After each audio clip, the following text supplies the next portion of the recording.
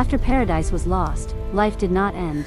Adam and Eve stepped into a world of sweat, struggle, and uncertainty. Yet the mercy of God still followed them. The ground was no longer effortless, but it responded to labor. The wind felt colder. The nights felt longer, yet beneath the weight of judgment, hope quietly survived. The words spoken in Eden were true. The ground resisted man's hands. But even in judgment, God remembered mercy. Seeds took root.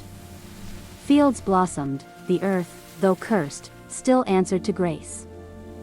And Eve carried new life within her.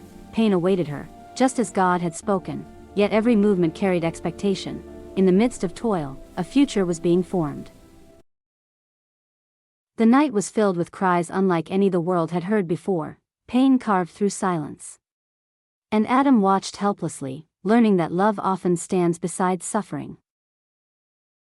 And when the cries ceased, life answered back. Eve held her first son close and named him Cain, a child born from struggle, a sign that humanity would continue. Time passed, and mercy returned once more. Another son was given, Abel, 2 brothers born beneath the same sky, yet destined for very different paths. The years unfolded like seasons. Cain became a worker of the soil, strong, determined, restless. Abel walked among flocks, quiet, patient, content beneath open skies. Their hands labored differently. And so did their hearts.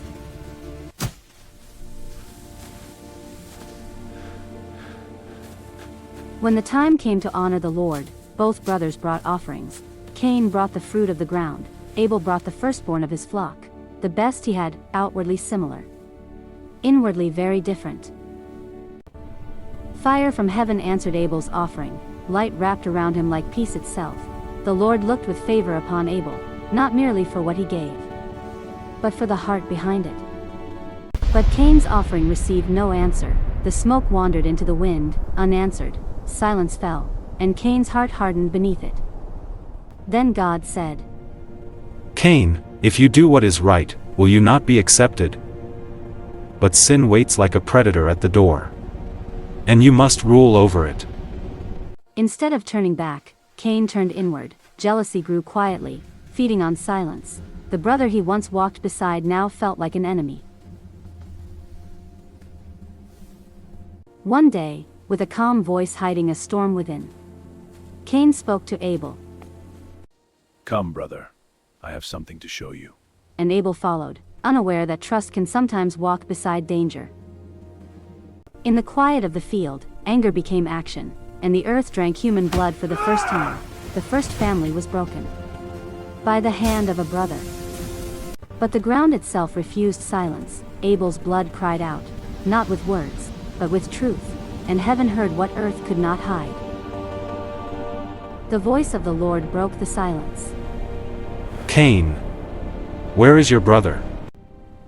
I don't know. Am I my brother's keeper? What have you done? Listen. Your brother's blood cries out to me from the ground. Now you are under a curse and driven from the ground, which opened its mouth to receive your brother's blood from your hand. When you work the ground, it will no longer yield its crops for you. You will be a restless wanderer on the earth.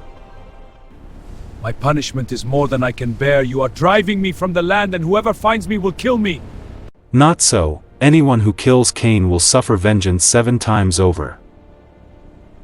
Yet even now, mercy appeared. God placed a mark upon Cain, not to honor him, but to protect him. Judgment and mercy walked together once again.